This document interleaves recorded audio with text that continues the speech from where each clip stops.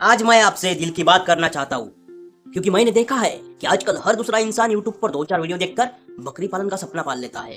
लेकिन हकीकत यह है कि इस काम में 90% लोग बुरी तरह फेल हो जाते हैं।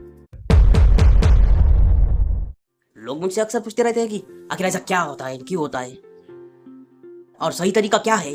तो आज मैं अपने अनुभव से आंखों देखा अनुभव आपसे शेयर करना चाहता हूँ। साथ ही आपको वो कड़वी सच्चाई बताऊंगा जो कोई बड़ा फार्म वाला या ट्रेनिंग वाला आपको नहीं बताता। देखिए, अगर आप यह सोच रहे हैं कि 20 बकरियां खरीदी और कल से नोटों की बारिश हो जाएगी, तो भाई साहब अभी इस वीडियो को बंद कर दीजिए, क्योंकि बकरी पालन कोई जादू की छड़ी नहीं बल्कि हाड़ तोड़ मेहनत और सब्र का खेल है दोस्तों।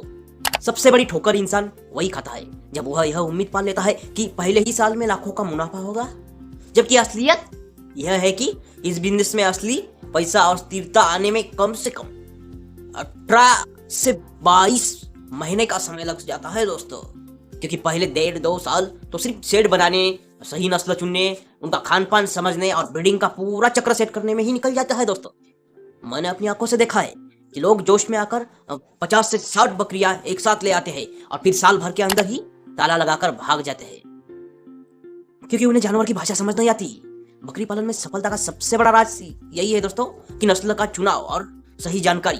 क्योंकि अगर अपने अपने इलाकों की जलवायु के खिलाफ जाकर कोई ऐसी नस्ल पाल ली जो वहां टिक ही ना पाए, तो आपका सारा निवेश मिट्टी में मिल जाएगा।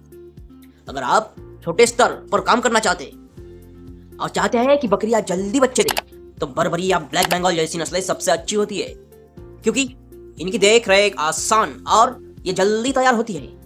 वही अगर आपका सपना सिर्फ ईद के बाजार में बड़े बकरे बेचना है, तो फिर आपको सोजत या फिर बिटल, सिरोही, जमुनापारी जैसी भारी नस्लों पर जाना चाहिए। लेकिन याद रहे कि बड़े जानवर का खर्चा भी बड़ा होता है और उन्हें पालने के लिए आपको अपनी जेब भी ढीली रखनी पड़ेगी। फार्मिंग से सबसे ज्यादा दुख तब होता है जब पैदा हुए बच्चे मर जाते हैं। बकरी पालन में हारने का सबसे बड़ा कारण बच्चों की मृत्यु दर यानी कि किड मॉर्टेलिटी है।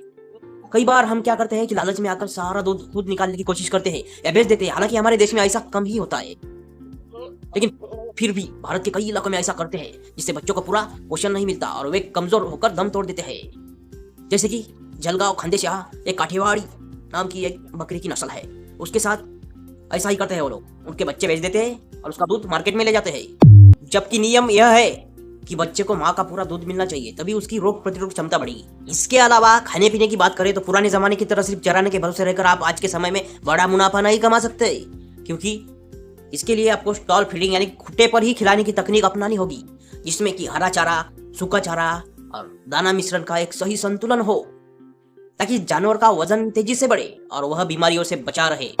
और बहुत जरूरी बात जो लोग अक्सर नजरअंदाज कर देते हैं, वह है नई बकरियों को सीधी पुरानी झुंड में मिला देना। तो खिए दोस्तों, यह सबसे बड़ी गलती है, क्योंकि नई बकरी अपने साथ बाहर से कोई छुआछूत की बीमारी ला सकती है जो आपके पूरे फार्म को साफ कर देती है। इसीलिए हमेशा नई बकरी को कम से कम 2 से 3 दिन तक अलग ही रखें, जिसे क्वारंटीन कहते हैं। लोग फेल इसलिए भी हो जाते हैं क्योंकि वे ट्रेनिंग नहीं लेते और सिर्फ सोशल मीडिया की चमक धमक देखकर खुद पड़ते हैं।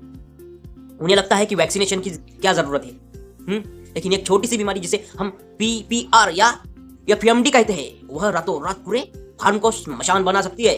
सरकार की सब्सिडी के पीछे मत भागिए, क्योंकि सब्सिडी आपका घर नहीं चलाएगी, आपका काम और मैनेजमेंट ही आपको पैसा कमा कर देगा। बकरी पालन एक सफर है जिसमें आपको डॉक्टर, मैनेजमेंट और मजदूर तीनों खुद बनना पड़ता है। तभी जाकर एक दिन आप गर्व से कह पाएंगे कि हाँ, मैं एक सफल पशुपालक हूँ। अगर आप भी इन बारीकियों को समझकर और धैर्य रखकर कदम बढ़ाएंगे तो आप भी सफल होंगे। आपको सफल होने से कोई नहीं रोक सकता।